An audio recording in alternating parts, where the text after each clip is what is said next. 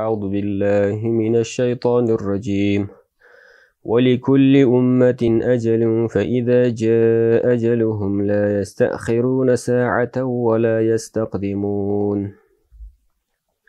Ар бир үммөттүн белгилүү бир мөөнөтү бар. Ошол мөөнөтү келгенде бир аз убакыт тагын эрте болбойт, бир аз убакыт тагын кечикпейт дейт да. Ошол өзүнүн убагында ошол биздин жашообуз бүткөндө бул дүйнөдөн кайтып акыретке сапар тартат.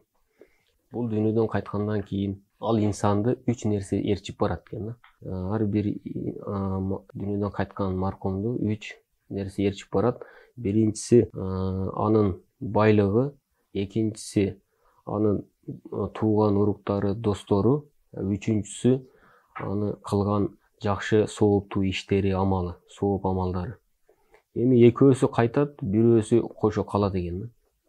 Ошол экөөсү кайтканы байлыгы жана анын тууган достору, бир эле амалы ошол маркум менен кабырда чогуу калчу анын сооптуу иши гана ал менен чогуу калат экен. Ошол маркумдун артынан бүт амал дептери жабылат. Бир гана садака жария ал жабылбайт, үзгүлтүксүз сооп барып турат. Ал садака жария кандай десе, ошол дүйнөдөн жашап жүргөн убагында элиме пайдасы тийсин деп мектеп куруп берген, элим пайдалансын деп садик куруп берген, суу чыгарып берген, жол оңдоп берген. Ушул садака жариясы ошол маркум дүйнөдөн кайтып кетти. Ошол адам өлгөндөн кийин кабырга дагы сообу барып турат садака жария.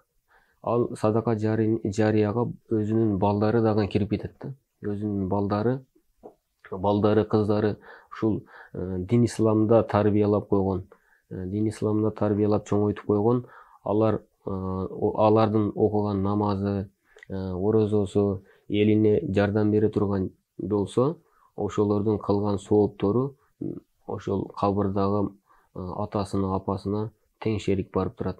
Маркумга биз сооп болсун деп 7-лик өткөрөбүз, 40-лык өткөрөбүз, жылдык өткөрөбүз. Бирок бул ислам динибизде 7-лик өткөрүш керек, өткөрбөсөң күнөөкөр болосуң деген ислам динибизде жок. 40-лык өткөрүү дагы ислам динибизде жок. Жылдык өткөрүү дагы ислам динибизде жок. Ошол маркумдун артында эже карындаштары кала турган болсо, азыр ушул убакытта ушундай көк көйнөк кийип алышат. Бир жыл көк көйнөк кийип, ушу бир жыл чечишпейт да ошону. Эгер Кудайым сактасын, дагы башка бир туугандардан дүйнөдөн кайтыш болуп калса, ошол көк көйнөктү чечкен жок, дагы ошо көк көйнөк кийип алат да. Бул кыйынчылыктын артынан кыйынчылык. Бул шариятыбыз мындай кыйынчылыкка бизди жумшабайт. Алла субхана ва тааля бизге жеңилчиликти каалайт, оорчулукту каалабайт. Карап көрсөк, ибадаттарга дагы биздин күчүбүз, кудуретибиз жеткен ибадатка буйруйт экен. Кимдин ажыгылыкка барып келишке мүмкүнчүлүгү боло турган болсо, ошол адамга гана ажыга барып келишке милдеттүү. Ким зекет бергенге акчасы, малы жетсе, ошол адам гана зекет бергенге милдеттүү. Баардык эле адамдар милдеттүү эмес.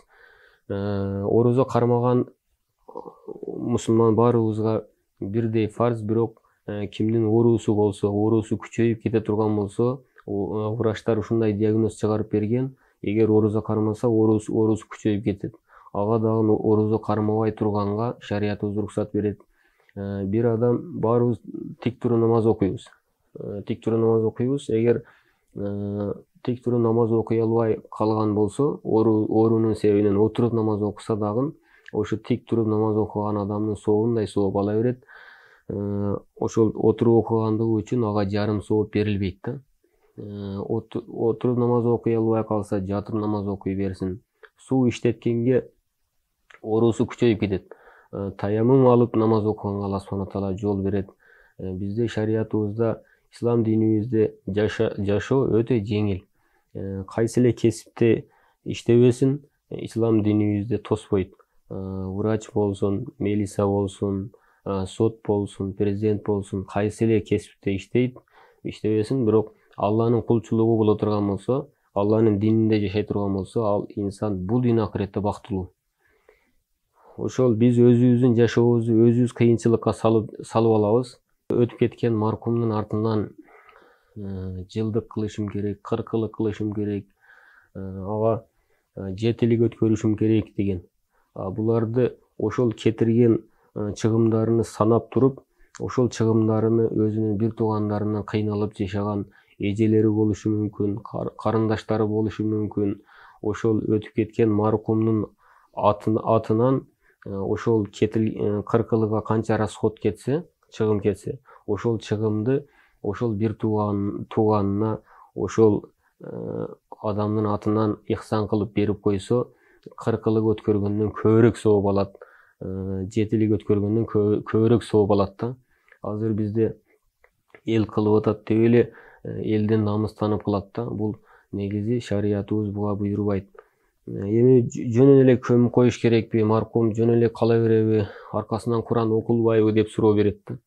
Артынан маркумдун артынан Куран окуп багыштап турабыз.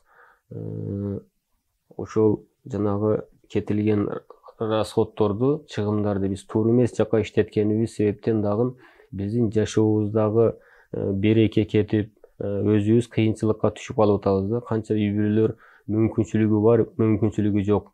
Ошо мүмкүнчүлүгү жок үй бүлөлөр бирөөдөн карыз алып жатып дагы ошол чыгымдарды коротуп Москвага кетип жатат. Москвага кетип үй бүлөсүндө балдары, кыздары кароосуз калып атат да. Бул шариятыбызда мындай кыйынчылыкка жумшабайт. Ошол биз динибизди жакшы үргөнүп сурабаганыбыздын себебинен экен да. Биз мисалы дүйнөдөн бирөө кайтыш боло турган болсо, ар бир айылдын өзүнүн имамдары бар. Ошол имамдарга барып, ушул маркумду кандай кылып көмөбүз, кандай кылып көмсөк шариятка ылайык болот, сооптуу болот деп сурабайт экенбиз. Биз өз билгендей кылып, ошол кыйынчылыкты өзүбүз чыгарып, өзүбүз кыйналып жүрөбүз. Ошол маркумдун артынан ихсан бергенибизди Алла субханала тааля кабыл кылат. Туура жолго жумшаган болсок, биз өткөн адамдарды эстебей коюш деген бул жакта эч кандай сөз жок. Биз ар дайым аларга Куран окуп багыштап турсак болот. Ошол биз ошол 40-ны, жылдыгыны өткөргөн акчага ошол кыйналып аткан бир туугандарыбызга арнап кое турган болсок, Алла субханала тааля мунун сообун өтө көп даража кылып берет. Шариятыбызда жок эле нерсени ушул шариятыбызга, ислам динине кошуп алып, биз кажалат болбойлу. Биз ошо 40-ны, 7-ни, жылдыгын өткөрбөй калдым деп, биз жүрөгүбүз кыжалат болуп кыйналбайлы. Алла субханала таалянын эң чоң өкүмдөрүнөн бири болгон намазды окубагандыгыбыз себебинен өкүнөлү биз. Калган Алла субханала тааля бизге жеңилчиликти буйруйт. Жеңилчиликте жашасак, Алла субханала тааля жашообузга береке берет. Бардык жашообуз оңолот, экономикабыз өсөт. Биз азыр ошол садака жария жакшы жака ошол ихсаныбызды жумшабай, биз жалаң ошол жейбиз, ошол дуа кылабыз, жейбиз эле. Ошол жакшы жака жумшай турган болсок, биздин элибизде өнүгүү болот иншалла.